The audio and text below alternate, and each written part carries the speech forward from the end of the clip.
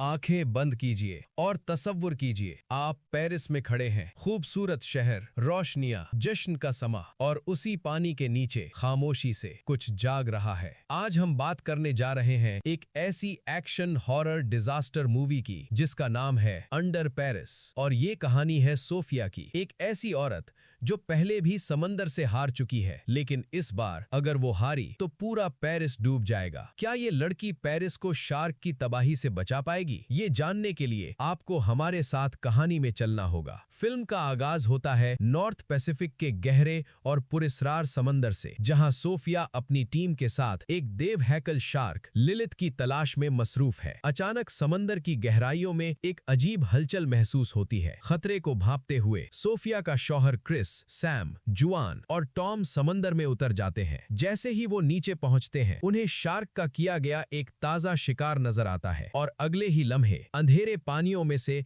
एक खौफनाक साया उभरता है। उनके सामने होती है एक बहुत बड़ी देव हैकल शार्क। नाव से सोफिया क्रिस को शार्क के खून का सैंपल लाने का कहती है, क्योंकि उसे जानना है कि आखिर सिर्फ 3 हफ्तों में इस शार्क का साइज 5 मीटर तक कैसे बढ़ गया। क्या ये कुदरती तब्दीली है या इसके पीछे कोई खौफनाक राज छुपा है? क्योंकि सिर्फ 3 हफ्तों में इसका साइज 5 मीटर बढ़ चुका था। लेकिन जैसे ही सैंपल लिया जाता है, पानी सुर्ख होने लगता है और अगले चंद सेकंड्स में पूरी टीम को शार्क जिंदा निगल जाती है। अपने सामने सबको मरता देखकर सोफिया खुद उन्हें बचाने का फैसला लेती है, लेकिन देर हो चुकी थी। शार्क सबको अपना शिकार बना चुकी थी। खून आलूद नजारा देखकर सोफिया नाव की पलटती है, मगर वो उस पर भी हमला करके पानी की गहराइयों में ले जाती है। पानी के दबाव से सोफिया के नाक और कानों से खून बहने लगता है, लेकिन वो खुशकिस्मत थी क्योंकि शार्क उसे छोड़ देती है और वो बमुश्किल जिंदा बच निकलती है। लेकिन उसका शौहर और उसकी पूरी टीम हमेशा के लिए समंदर की नजर हो चुके थे। अब हम 3 साल बाद पेरिस का सीन देखते हैं। 2 नौजवान सीन नदी से सामान निकलने की कोशिश करते हैं, लेकिन सामान के बजाय बारूदी शेल बाहर निकल आते हैं। इत्तला मिलते ही पुलिस पहुंचकर सब कुछ जब्त कर लेती है। पता चलता है ये शेल वर्ल्ड वॉर 2 के वक्त से सीन नदी की गहराइयों में दफन थे। दोस्तों, आपको क्या लगता है, ये शेल पेरिस के लिए कभी कोई खतरा भी बन सकते हैं? इसका हमें कहानी में आगे पता लगेगा। इधर सोफिया भी अपने माजी को भुलाकर आगे बढ़ चुकी थी और अब वो एक एक्वेरियम म्यूजियम में काम कर रही है। लेकिन उसका माजी अभी मरा नहीं। एक नौजवान लड़की मिका उसके पास आती है। उसकी आवाज कांप रही थी। वो सोफिया से लिलिथ शार्क के बारे में बात करती है, लेकिन सोफिया अपने माजी को भुलाना चाहती थी, इसलिए कोई जवाब नहीं देती। मिका कहती है लिलिथ का ट्रैकिंग बीकन पेरिस में सिग्नल दे रहा है। ये सुनकर उसके भी रोंगटे खड़े हो जाते हैं। क्या वो शार्क यहाँ है? अगर वाकई ये वही शार्क है तो फिर पूरा पेरिस खतरे में है। सोफिया मिका के साथ उसके दफ्तर आती है। मिका की दोस्त बिन बताती है 3 दिन से वो उसे ट्रैक कर रहे हैं। वो इसी नदी की गहराइयों में है। उन्हें तो बस यही फिक्र थी कि इस पानी में ये शार्क मर जाएगी, लेकिन उन्हें अभी तक असली खतरे का एहसास तक न था। वो उसे सिर्फ एक मामूली शार्क ही समझ रहे थे, लेकिन सोफिया जानती थी ये मामूली शार्क नहीं बल्कि खून की होली खेलने वाली समुद्री राक्षस है। मिका की बातें सुनकर सोफिया जाने लगती है। मिका बताती है रात एक कार हादसे का शिकार होकर नदी में गिरी, लेकिन गाड़ी से ड्राइवर की लाश तक नहीं मिली। ये सुनकर सोफिया कुछ कहे बिना वहां से निकल जाती है। इसी रात मिका अपनी दोस्त बिन को लेकर नदी के नीचे खोजबीन के लिए जाती है। अंदर उसे कार पर शार्क के दांतों के निशान नजर आते हैं। इससे पहले वो मजीद कुछ जान पाती, पुलिस वहां पहुंचकर उसे थाने ले जाती है। यहाँ सोफिया को भी अपना माजी याद आ जाता है, इसलिए वो शार्क का पीछा शुरू कर देती है। पुलिस स्टेशन में सार्जेंट आदिल मीका से तफ्तीश करते हुए मालूम करता है हादसे की जगह पर गोता क्यों लगाया। मीका बताती है नदी में शार्क है। पुलिस संजीदगी दिखाने के बजाय इस बात को मजाक में ले लेती है। यहाँ मौजूद किसी भी शख्स को ये नहीं पता कि आगे कितनी बड़ी मुसीबत आने वाली है। इधर दिखाया जाता है सोफिया रात भर सिग्नल का पीछा कर रही थी। एक फोन कॉल के बाद उसे भी पुलिस के साथ दिखाया जाता है। मीका कहती है पुलिस को नंबर उसी ने दिया था। एक लाश मिलने पर वो मौके पर पहुंच जाते हैं। लाश पर चीरे हुए गोश्त के निशानात थे। सोफिया बताती है ये शार्क का हमला है। सोफिया पुलिस स्टेशन में पुलिस चीफ को हकीकत दिखाने की कोशिश करती है, मगर ऑफिसर कहती है ये किसी नाव के पंखे से कटकर मरा है। शार्क के वाजे निशानात देखने के बावजूद वो उसे अनदेखा कर देती है। सोफिया के बार बार के इसरार पर आखिरकार चीफ इस बात पर राजी हो जाती है कि पहले चेक किया जाए कि नदी में शार्क है भी अभी या नहीं। सोफिया पुलिस टीम के साथ नदी में ललित शार्क की खोजबीन शुरू कर देती है। जैसे ही उन्हें शार्क का सिग्नल मिलते हैं, मीका एक बेवकूफाना फैसला लेते हुए बेन को शार्क का ट्रैकर बंद करने का कह देती है। बेन ये कहते हुए ट्रैकर बंद कर देती है कि अब वो उसे दोबारा नहीं खोल सकेगी। ट्रैकर बंद होते ही शार्क सोफिया के रडार से गायब हो जाती है। अब उन्हें ये पता ही नहीं कि असल में शार्क कहाँ मौजूद है, यानी अब हर तरफ खतरा मंडला रहा है। दोस्तों, आपको क्या लगता है मीका का ये फैसला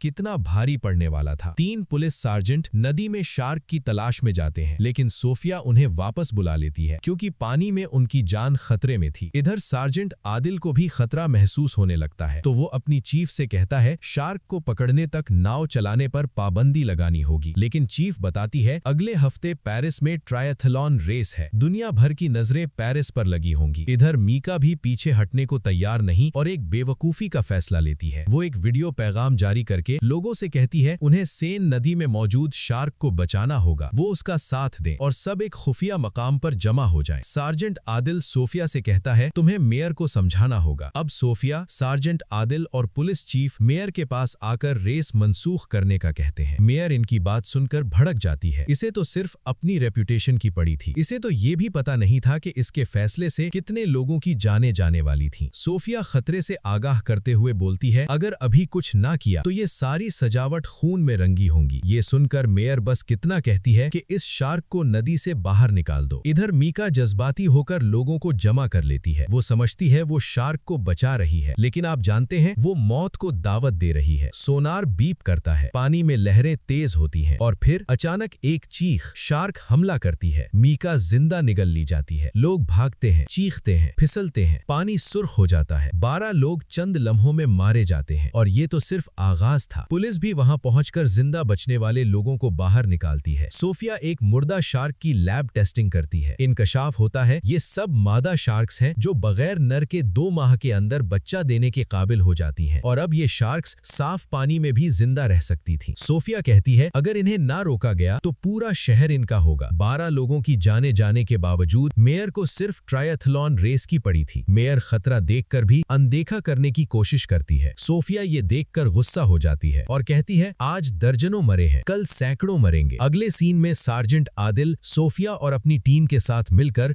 शार्क को मारने का प्लान बनाता है। प्लान के मुताबिक इन्हें शार्क के अड्डे में दाखिल होकर बम लगाने थे और बाहर आते ही सब तबाह करना था। लेकिन जो दिखने में आसान लगता है वो करने में उतना ही मुश्किल भी था। सब अपनी तैयारी के साथ दोबारा नदी में उतरते हैं और बम लगाने लगते हैं। पेरिस में भी रेस शुरू हो जाती है और मेयर के फायर करते ही सैकड़ों लोग सैन नदी में उतर जाते हैं। अभी तक किसी को भी खतरे का पता नहीं था। नीचे पानी में सार्जेंट आदिल जैसे ही फ्लेयर गन जलाता है उसे अपने ऊपर सैकड़ों शार्क्स नजर आती हैं, जिन्हें देखकर उनके होश उड़ जाते हैं। बम लगाने के बाद सूफिया कहती है बड़ी शार्क को भी यहाँ होना चाहिए था, वो यहाँ क्यों नहीं है? इधर एक शार्क पुलिस सार्जेंट पर हमला कर देती है और दूसरा पुलिस वाला बम धमाका करने के चक्कर में मारा जाता है। ये देखकर सूफिया वहाँ से भागने लगती है तो अचानक जोरदार धमाका हो जाता है। ऊपर आते ही एक लेडी एहलकार उन्हें पानी से बाहर निकाल लेती है। नाव में चढ़ते ही उन्हें पानी में हलचल नजर आती है और बड़ी शार्क पानी को चीरती हुई बाहर निकलती है। शार्क का गुस्सा बहुत बड़ी तबाही लाने वाला था। वो उनकी नाव को जोरदार टक्कर मारकर उलट देती है। इस दौरान मजीद 2 पुलिस सार्जेंट मारे जाते हैं। शार्क इस हमले के बाद सीधा रेस के मकाम की तरफ बढ़ जाती है और वहां पहुंचकर कई लोगों को अपना शिकार बना लेती है। ये मंजर बहुत ही खौफनाक था। लोग अपनी जानें बचाने की कोशिश करते हैं, लेकिन अब देर हो चुकी थी। मेयर का एक गलत फैसला सैकड़ों जानें ले चुका था। ये मंजर देखकर आर्मी शार्क को मारने के लिए पानी में गोलियां चलाती है, लेकिन उन्हें क्या पता पानी में वर्ल्ड वॉर 2 के शेल मौजूद हैं, जो गोलियां लगने से धमाके के साथ फट जाते हैं। जोरदार धमाकों से पुल टूटते हैं, इमारतें हिलती हैं और पानी सब कुछ बहा ले जाता है। पेरिस तबाह हो जाता है। यहाँ सार्जेंट सूफिया से कहता है सब खत्म हो गया। आखिर में हर तरफ पानी ही पानी और सैन नदी में शार्क्स का राज दिखाया जाता है। एक गलत फैसला, एक जिद और एक जीता जागता शहर तबाह हो गया। तो दोस्तों, अगर आप इस पानी के किनारे खड़े होते तो क्या आप खतरा भांप लेते? कमेंट में जरूर बताएं। अगर वीडियो पसंद आए तो लाइक, शेयर और सब्सक्राइब करना ना भूलें।